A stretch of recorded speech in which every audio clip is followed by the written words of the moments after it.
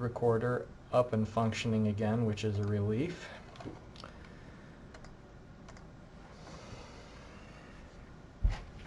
Okay, so you've just turned in homework 12, and based on the number of questions that I got, I think people were feeling a little bit stressed about that one.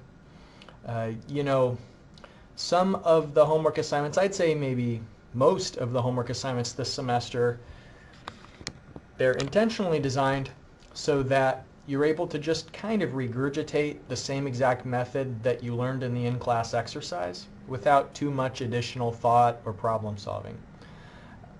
This, though, the assignment that you've just completed, homework 12, now that we're far enough into the semester, I intentionally make some of the problems a little bit more challenging, where you're not just going through the same procedure that's built into a template file I provided, but rather you are taking a real-world description, as you would maybe actually get it from your boss, and you're having to figure out what method applies. And then there's some stuff that isn't necessarily a mimic of a problem that we did in an in-class exercise. It's just that now you're applying algebra, critical thinking, problem-solving skills, and so homework 12, I think, maybe pushed on a few different muscles that we haven't used as much this semester, and so I hope it wasn't too unpleasant. But what I do know is that after you go through something such as that, you get a little bit better.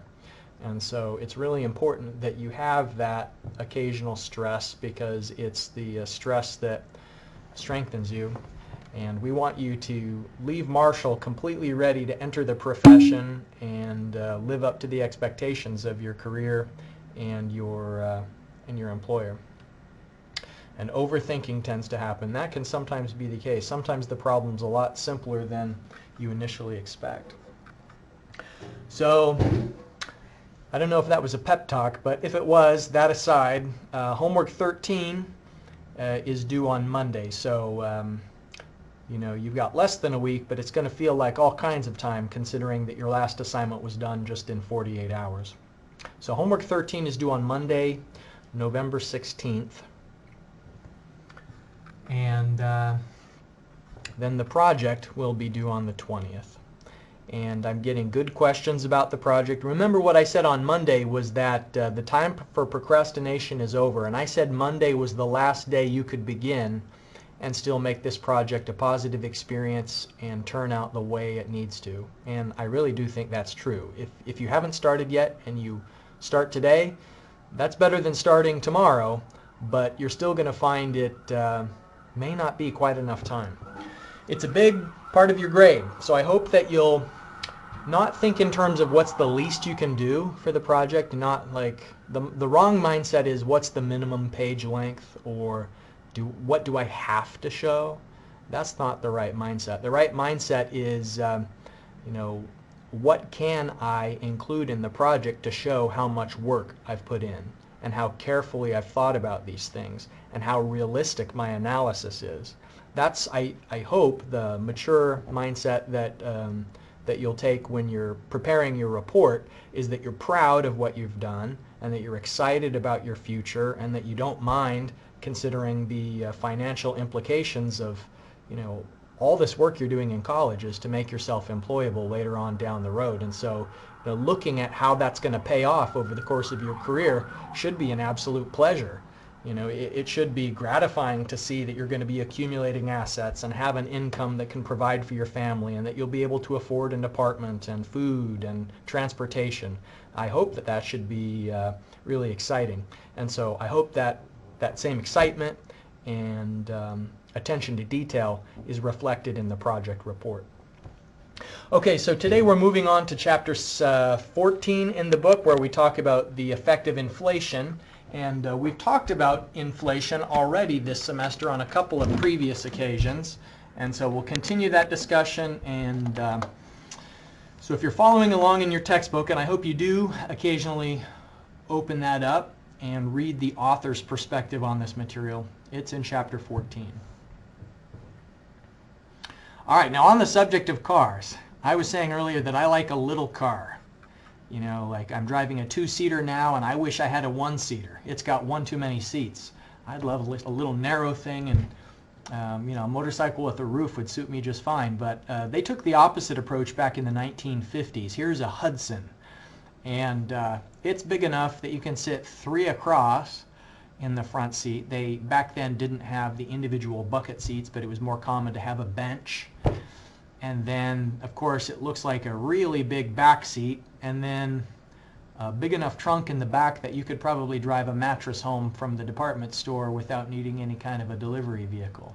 So that's just an absolute beast. Think about all the steel. That thing must literally weigh a ton. And then the other thing to consider, besides just its absolute enormous size, is how things were manufactured back then. This vehicle was not put together with a robot. It was assembled by workers, and it was assembled by workers who were actually making a living wage.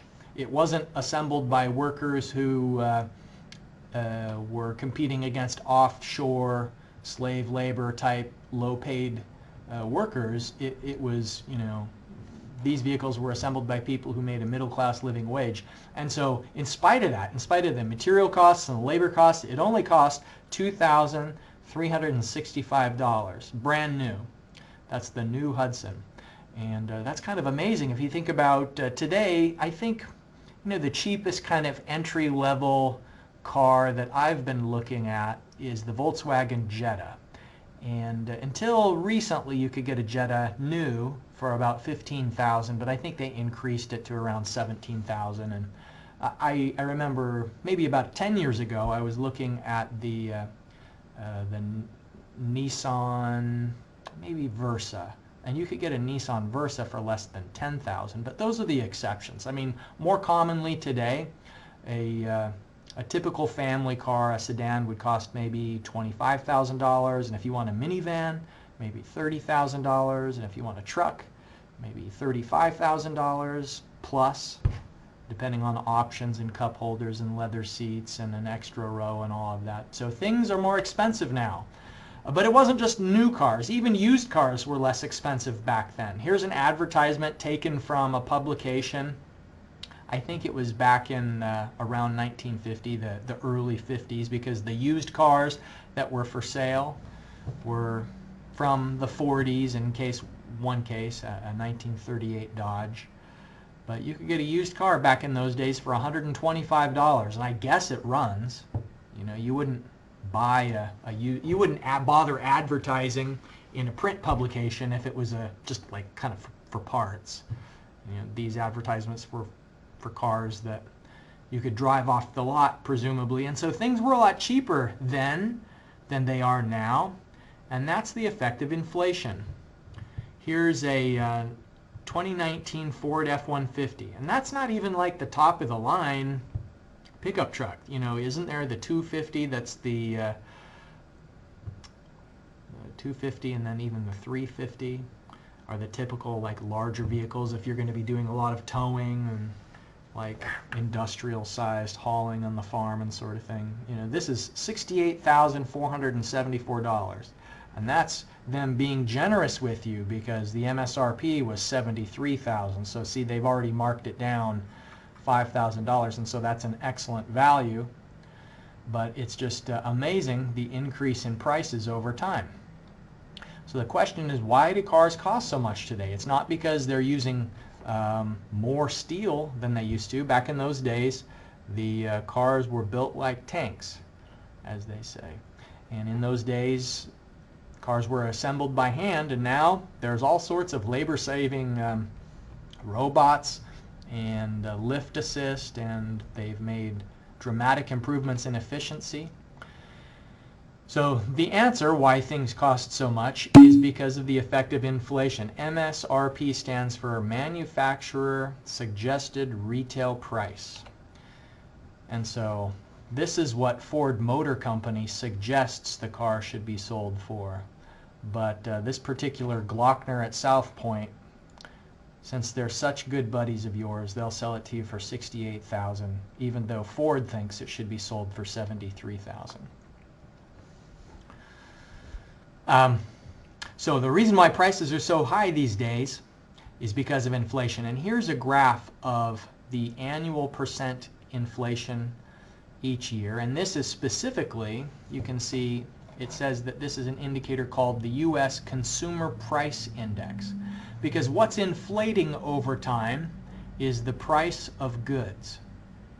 And back in the olden days, you can see this goes back as far as 1775, and I think that probably the quality of the data wasn't as good back then as the quality of the data today. We'll talk about some of the ways that they gather inflation data. So some of this is maybe estimated, but even though it was estimated, the trend that you can see is undeniable, that there were much higher periods of inflation back in those days, approaching 30% per year. So imagine if this year you bought a car for $20,000 and then next year it costs 30% more. So that would be $26,000 for the same car just 1 year later. That would be a tremendous shock. It would definitely make it hard to plan. It would make it hard to save. And even more dangerous is when you have these negative values. We'll talk about deflation a little bit later, but for a variety of reasons, deflation is even more dangerous than inflation. So you'll notice that over time, as the United States became more mature as a country, and especially in the period after World War II, when the government instituted some monetary policies like an independent central bank, the Federal Reserve, there's been less variation in inflation over time and essentially no periods of deflation during those times that the economy has been allowed to be managed. So things are better now than they used to be.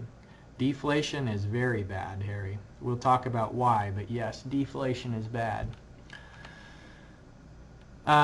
So zoom in on these years since like 1985 or so.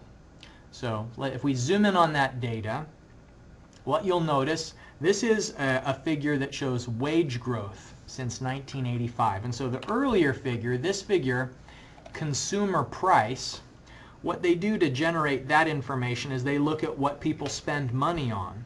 And so they would go into grocery stores and they'd figure out what is the cost of a pound of rice, how much is a dozen eggs, a pound of beef, a container of sugar, and so on. And so this is a graph of prices.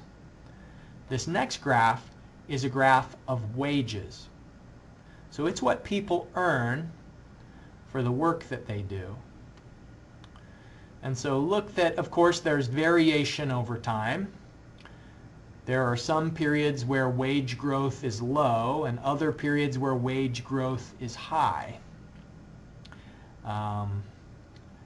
And you know, this is a national average. It varies a lot by what sector you're in or where you live. For instance, people in the medical field have experienced enormous wage growth since the 1980s. Whereas if you work for a state institution, like let's say for instance you're an employee of Marshall University, then there's the annual wage growth is pretty close to 0% for more than a decade. So the wages go down during periods of recession. So recession is when the economy is contracting. And the reason for that is that when the economy is contracting, firms will lay people off, and so there is an excess of qualified labor, and you don't have to pay your employees as much, or at least you don't have to increase their wages as high as you did before. During the periods that aren't a recession, wage growth gradually increases because it becomes progressively more difficult to attract labor to your company. So think about, people are earning money and they're spending money. And so if you have more money, then you're going to buy more things. And so what drives inflation is an increase in the number of dollars circulating in the economy. So there are a couple of effects that I wanted to highlight from this figure. The first is that price inflation occurs when wage growth occurs. If we compare these two charts, if we laid them over each other, what we notice is that the peaks occur at the same times. That if you've got a time when lots of money is flowing into workers' pockets, inevitably they start spending that money, and then that makes the price of things go up, because if there's a lot of demand for goods, then retailers can increase the price of the goods because they know that people will keep buying it because, you know, if I have more money than before, it doesn't matter to me if the price is a little bit higher. So the first effect is that price inflation occurs when wage growth occurs. The two are tied together. And then the other effect is that during recessions, wages fall. Effect number one is really the important one, that is all about inflation, which is the topic for today's discussion. So by inflation, what I mean is an increase in the amount of money needed to obtain the same goods or services. So inflation just says that the thing that you bought today will be more expensive in the future because it's going to take a greater number of dollars to purchase the same amount of stuff. And we can express that on a percentage basis by calculating the inflation rate. So just in the same way that there's interest and interest rate, there's inflation and inflation rate. It's just annualizing the percent increase of how much prices are going up. Now here's an important thing to keep in mind. If you have money in a savings account and that savings account is earning less than the inflation rate, then you're actually losing purchasing power. You're not gaining purchasing power. And so I have some money in a savings account. And that savings account, I think, is earning 1%. But prices are going up faster than 1%. So what that means is that the money I have in that account will be able to buy fewer things a year from now than I could buy today, because the amount of money in the account will go up, but prices will go up even faster. So that's a dangerous and unpleasant place to be in, where the value of your assets are declining over time. And when you take that into account, the account of inflation versus interest rate, the real interest rate is the rate at which interest is earned when the effect of inflation is removed. So if you want to understand whether your purchasing power is going up, then you should calculate the real interest rate. Now, the inflation adjusted interest rate, I sub f, is sometimes called the market interest rate, and that's the interest rate that banks actually quote when they advertise what they're willing to pay. And if you are experiencing inflation, which we designate the variable f, and you want an increase in purchasing power at a rate of I, then you can calculate what inflation adjusted interest rate you ought to be earning in order to receive that increase in purchasing power. So we can calculate by taking into account the difference between the future and the present amounts, and both the increase in prices and the increase in purchasing power that we want to experience, and combining the two together, this formula arises that says the market interest rate is the increase in purchasing power, the inflation rate combined together, and then the product of the two. Now, sometimes students get confused because this is called the market interest rate, I sub f, and that is the interest rate that people actually pay. What we're saying is you could calculate I is more typically the unknown, not I sub f.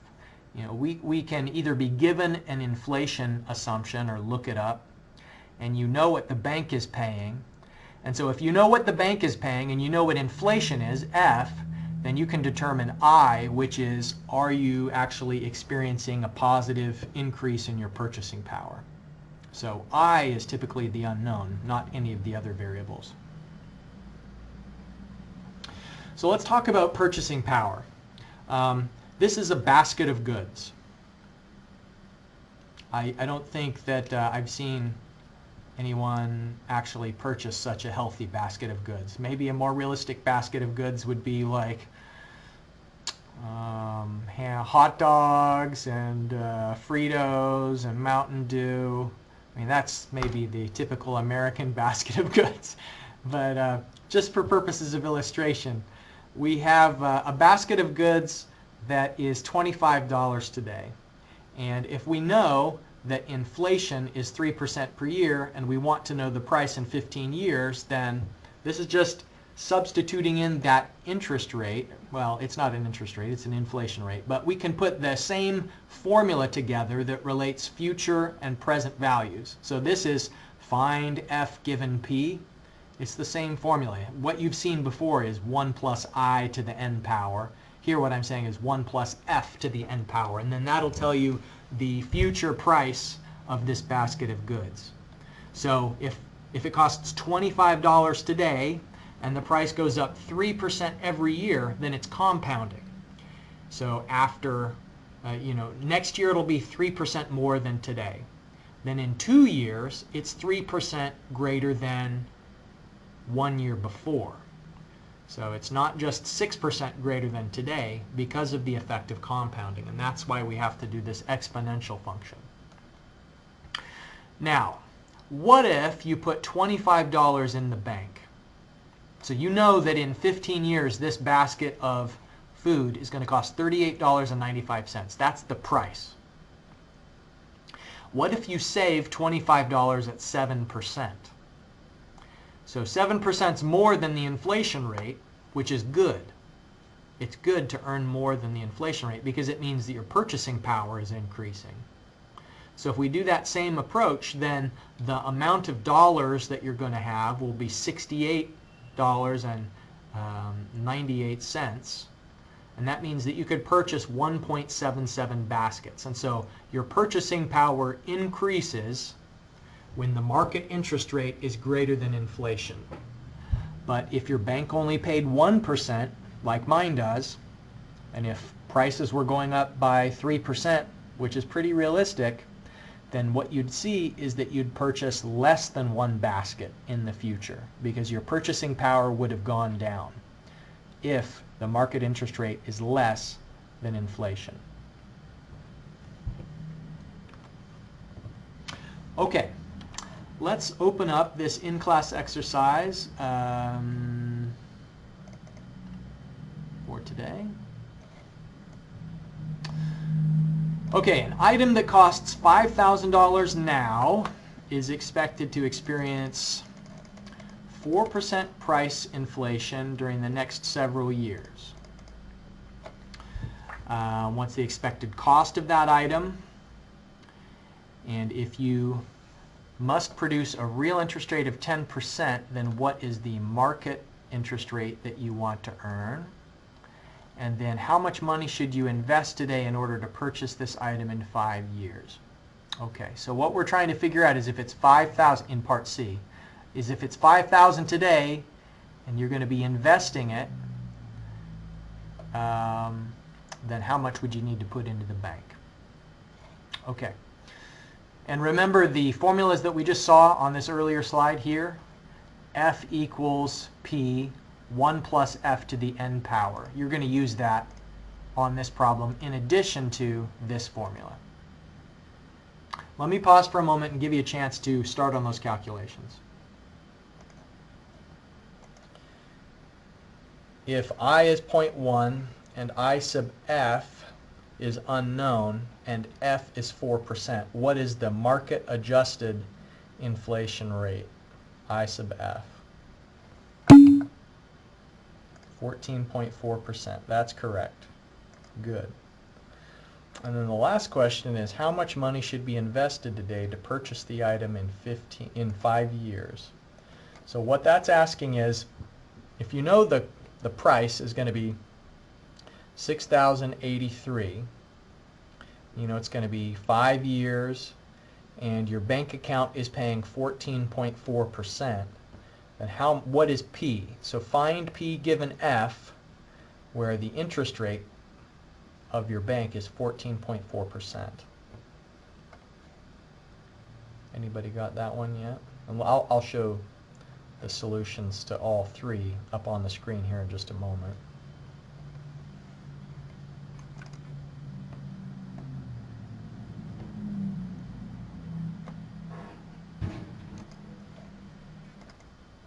All right, let me put the solution up on the screen just so that we can all be on the same page about this one.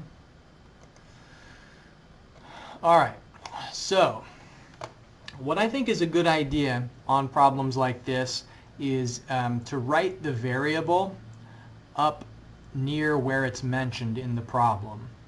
So for instance, you can see that when this interest rate of 4% is written, then I write the F near it because that 4% is price inflation.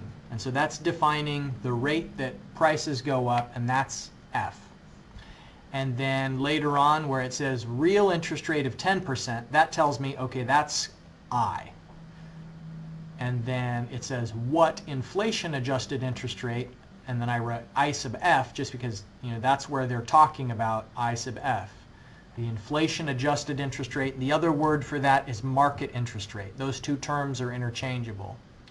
And I guess what I should have also said is I should have said P is 5,000 because that's the present cost of the item. Okay, so part A is the part where we're finding out what the item will cost in 5 years, and so it's inflating, its cost is inflating at F. And so we say 6,083. And in part B, you can see that we have determined the market interest rate, also called the inflation adjusted interest rate, of 14.4%. And then in part C, the amount that you should put in the bank to make sure that you have 6,083 in the future is $3,104. So what you do is you put what will the price in the future be. That's how much you're going to have to pay for the item. That's how many dollars it's going to cost. And so the question is, if you put your money into the bank and the bank is paying 14.4%, then how much should you deposit today in order to have the correct number of dollars 5 years in the future? So that is $3,104.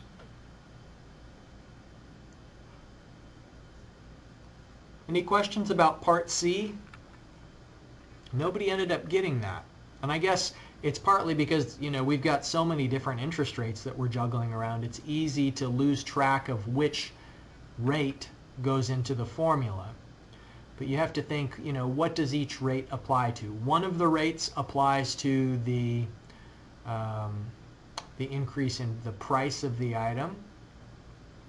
Another interest rate, just I, refers to the increase in your purchasing power. And then I sub F, the market interest rate, also called the inflation adjusted interest rate, that's the one that the bank actually pays. And so if you're depositing the money into the bank, it is that I sub F that dictates how much you need to deposit in order to have a certain number of dollars in the future. Okay, so that's part one.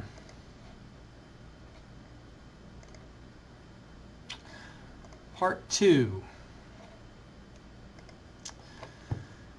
This big jumbo jet, I don't know if anybody has seen an Airbus 380, but I had the pleasure of finally flying on one for the first time last year. I'd seen them for more than a decade, and I'd always wanted to fly on one because they are just absolutely enormous. They're much bigger than a 747 if you've seen one of those. And they're also very luxurious as well. When I flew on the Airbus 380, it was an Emirates Airbus 380 from Washington, D.C. to Dubai, and I stayed in coach class. You know, it was a cheap ticket. It's not like I sprung for business class or first class or something. I was back in the cheap seats, but it was still a very comfortable and luxurious experience. So, they're expensive. And in fact, during COVID-19, they've all been kind of temporarily mothballed. There aren't any A380s that are flying nowadays just because the passenger demand, especially for international flights, doesn't justify it. Also because it has 4 engines and it's slightly less fuel efficient than newer planes like the Airbus 350 and the Boeing 787. All right, they're expensive, $340 million.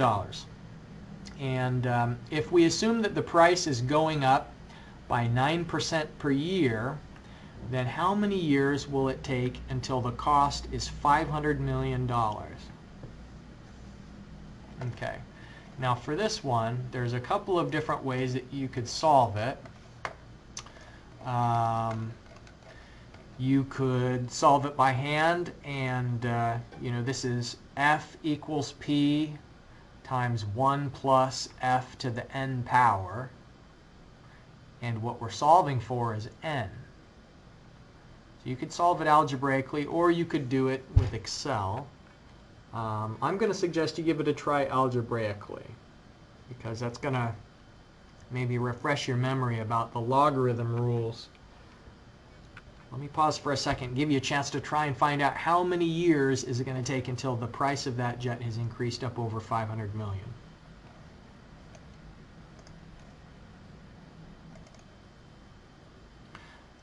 All right.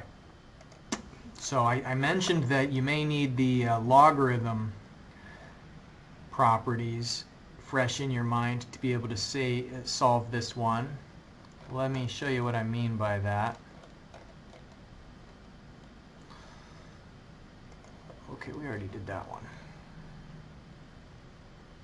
Okay, so F, the inflation rate, the rate that prices are going up, is 9%.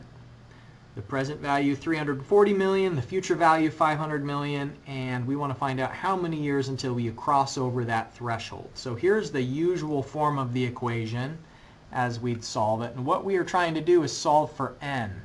And you can do that in a equation solving calculator if you've learned how to do that already. You can solve for n, using your calculator, or you can do it directly by, first of all, dividing both sides by p, because we're trying to isolate n. That's the goal. And then if you take the log of both sides, so with this equation, take the log of both sides, what that will do is it'll move the n down out of the exponent and in front of the equation. So that's where we need it to be, is down out of the exponent, so that we can rearrange the equation and solve in terms of n, and then substituting in the known future value, the known present value, the interest rate. It turns out that it's going to be 4.475 years until the price hits that $500 million threshold. Okay. Now, remind me, for those of you who have the in-class exercise printed out, is it just part 1 and part 2, or is there a part 3 on your paper? Just part 1 and 2. Okay. I thought that was the case, but I wanted just to make sure. I appreciate you letting me know. Well, then that's it for today. We're going to finish a few minutes early, and you remember that next time I'm right up against 11:50. The homework 13, I'll get that posted onto Blackboard immediately after we finish our class meeting, so that if you want to take an early look at that assignment, that you can. Then the project is due on Friday the 20th. That's all I have for you today. I'm going to stop the recording, and I got a question from Julian asking if I can go over number 6 from today's homework. So if anybody's interested to stick around and take a look at the solution for problem number 6 on the assignment that you submitted today, then I'll be glad to show you that, since we do have a little extra time. As far as the actual class meeting for today goes, that's all we have. I'll stop the recording, and I'll see you on Friday.